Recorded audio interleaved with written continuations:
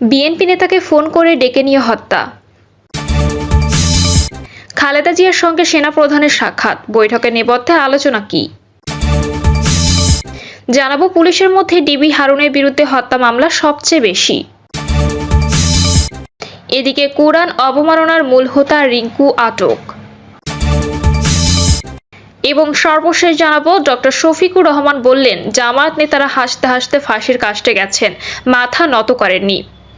শুনছিলেন সংবাদ শিরোনাম, এবারে বিস্তারিত।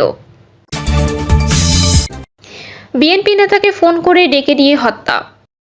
চট্টগ্রামের সীতাকুণ্ডের জঙ্গল সলিমপুরে মীর আরমান হোসেন নামের এক বিএনপি নেতাকে ফোন করে ডেকে নিয়ে হত্যা করেছে দুর্বৃত্তরা। মীর আরমান চট্টগ্রামের রাঙ্গুনিয়া উপজেলার মীর মোতাহের হোসেনের ছেলে। তিনি দীর্ঘদিন ধরে জঙ্গল সলিমপুর ছিন্নমূল বস্তি এলাকায় থাকতেন। আরমান সীতাকুণ্ড উপজেলা বিএনপির সাবেক বন ও পরিবেশ বিষয়ক সম্পাদক এবং চট্টগ্রাম মহানগর ছিন্নমূল বস্তিবাসী সমন্বয়ক পরিষদের যুগ্ম সম্পাদক। স্থানীয় সূত্রে জানা গেছে, সন্ধ্যায় মীর আরমানের মোবাইলে একটি কল আসে। এরপর বাসা থেকে বের হলে অজ্ঞাতনামা দুর্বৃত্তরা তাকে পেটে ছুরিকাঘাতে হত্যা করে ফেলে যায়। পরে স্থানীয়রা তাকে উদ্ধার করে হাসপাতালে নিয়ে গেলে কর্তব্যরত চিকিৎসক মৃত ঘোষণা করেন। সীতাকুণ্ড থানার ভারপ্রাপ্ত কর্মকর্তা মোহাম্মদ মুজিবুর রহমান বলেন, মীর আরমান হোসেনকে কে বা কারা ছুরিকাঘাতে হত্যা করেছে এ ব্যাপারে আমরা আইনগত পদক্ষেপ নিচ্ছি। খালেদা জিয়ার সঙ্গে সেনাপ্রধানের সাক্ষাৎ, বৈঠকের নেপথ্যে আলোচনা কি? বিএনপি চেয়ারপারসন খালেদা জিয়ার সঙ্গে বৃহস্পতিবার রাতে আচমকাই দেখা করেছেন সেনাপ্রধান জেনারেল ওয়াকারুজ্জামান। এ সময় তার সঙ্গে স্ত্রীও ছিলেন। 2 বছরের বেশি সময় কারাবন্দী থাকা খালেদা জিয়া 5ই আগস্ট সরকার পতনের পরদিন মুক্তি পান। অসুস্থতার কারণে বাসভবন ফিরোজার 4 দেয়ালের মধ্যে বন্দী থাকতে হচ্ছে বর্ষিয়ান এই নেত্রীকে। এর মধ্যে কিছুদিন আগে সশস্ত্র বাহিনী দিবসের অনুষ্ঠানে গিয়েছিলেন খালেদা জিয়া।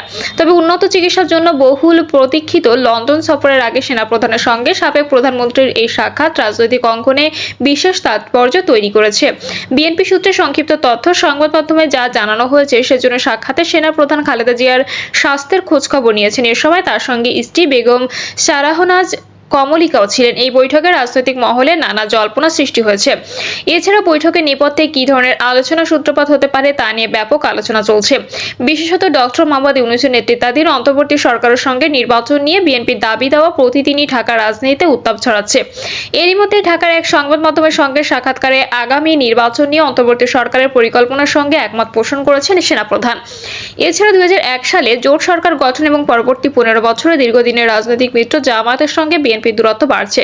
প্রেসিডেন্ট শাহাবুদ্দিন চুপ্পুর পদত্যাগ, সংবিধান পরিবর্তন ইস্যুতে বিএনপির সঙ্গে বৈষম্য বিরোধী ছাত্র আন্দোলনের সঙ্গেও বিবাদের জায়গা তৈরি হচ্ছে। এ নিয়ে আগামী নির্বাচন আগে বহুমাত্রিক নাটকীয়তা যে অপেক্ষা করছে তা বলার অপেক্ষা রাখে না। এর মধ্যে লন্ডনে দীর্ঘদিন ধরে অবস্থানরত বিএনপির ভারপ্রাপ্ত চেয়ারম্যান তারেক রহমানও দেশে ফেরেননি। রাজনৈতিক মামলায় দণ্ডপ্রাপ্ত তারেক রহমানের আরও মামলা এখনো রয়ে গেছে। তবে ভবিষ্যতে রাজনৈতিক পরিস্থিতি যাই হোক না কেন, বিএনপি নেত্রী খালেদা জিয়ার সঙ্গে সেনাপ্রধানের সৌজন্য সাক্ষাৎ প্রশংসার জন্ম দিয়েছে। সামাজিক মাধ্যম থেকে শুরু করে রাজনৈতিক মহলে সেনাপ্রধানের এই উদ্যোগ ইতিবাচক হিসেবে দেখছেন সবাই। সালেহ আহমদ নামে একজন ইউটিউবে লিখেছেন, ধন্যবাদ মাননীয় সেনাপ্রধান, আপনার প্রতি বাংলাদেশের জনগণ কৃতজ্ঞ থাকবে। মিজান ব্যাপারী নামে আরেক ফেসবুক ব্যবহারকারী লিখেছেন, এই দেখা করাটা ঐতিহাসিক মুহূর্ত হয়ে থাকবে। স্যালুট দেশপ্রেমিক সেনাবাহিনীকে।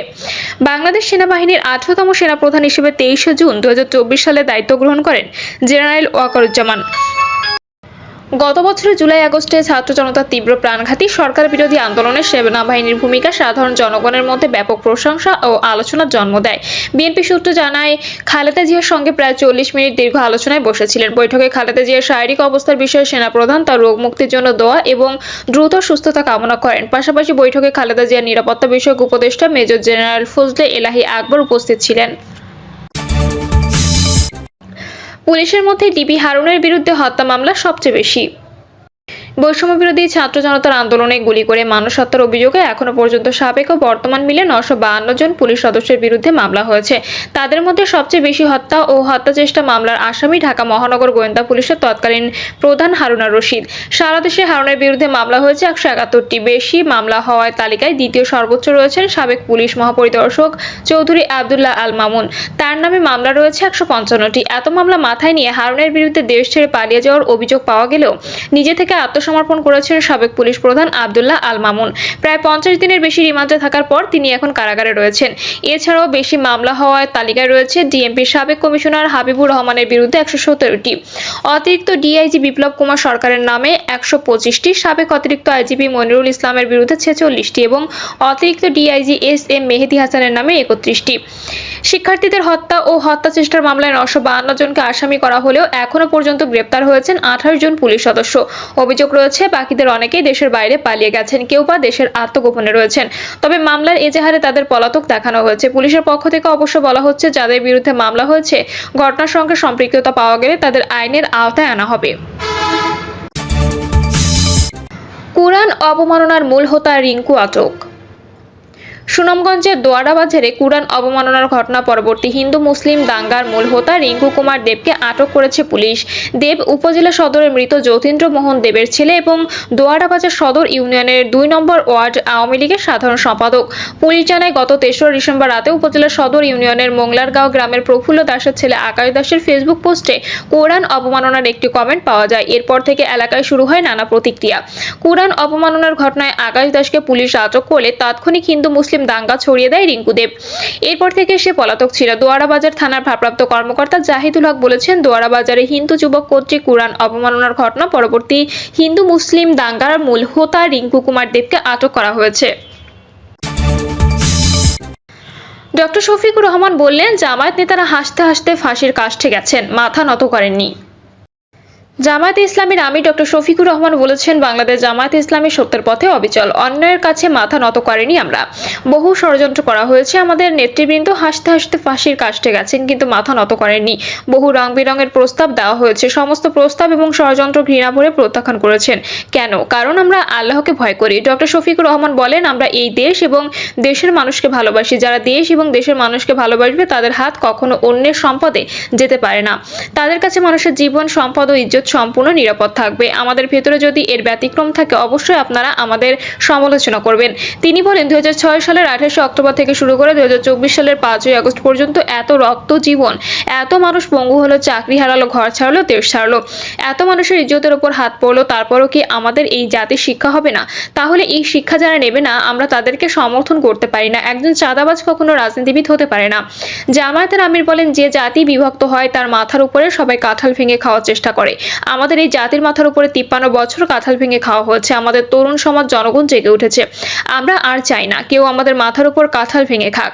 আমাদের জোরালো ঐক্য থাকুক, তাহলে ঘরে ও বাইরে সব ষড়যন্ত্র ব্যর্থ হবে। জাতির উন্নয়নে দক্ষ ও যোগ্য সংসদ সদস্যের প্রয়োজন উল্লেখ করে তিনি বলেন, বিগত সংসদগুলোতে আমরা দেখেছি কিছু মানুষ তাদের ছেলেমেয়েরা এক পাতা লিখে দিয়ে বলেছে, আব্বা আম্মা তুমি তো বলতে পারবে না কিছু, একটা পড়ে শুনিও। তিনি সংসদে দাঁড়িয়ে পড়েছেন, কিন্তু এক পাতা পড়তে তার 20 মিনিট লাগছে এবং 40টা ভুল করেছে। অথচ একজন সংসদ সদস্যের দায়িত্ব আইন প্রণয়ন করা। যিনি লিখিত একটা পাতা পড়তে পারেন না, তিনি আমাদের আইন প্রণয়ন করে দেবেন। এভাবে আমরা নাচে গানে ভরপুর সংসদ দেখেছি, খিস্তি খেউড়ের সংসদ দেখেছি, সেখানে গানের আসর দেখেছি, নাটক ও হাসি ঠাট্টা দেখেছি। তিনি বলেন, সংসদ মানুষের জীবনমান উন্নয়নের জন্য, সভ্য দেশকে সভ্যতার উচ্চ শিখরে নিয়ে যাওয়ার জন্য, একটা মর্যাদাশীল জাতি হিসেবে দাঁড়ানোর জন্য, এছাড়া আইন শাসন কায়েমের ও সুশাসন উপহারের জন্য সংসদ। কিন্তু সেগুলো নিয়ে আমাদের সংসদে কথা হয় খুব কম, হয় না বললেই চলে।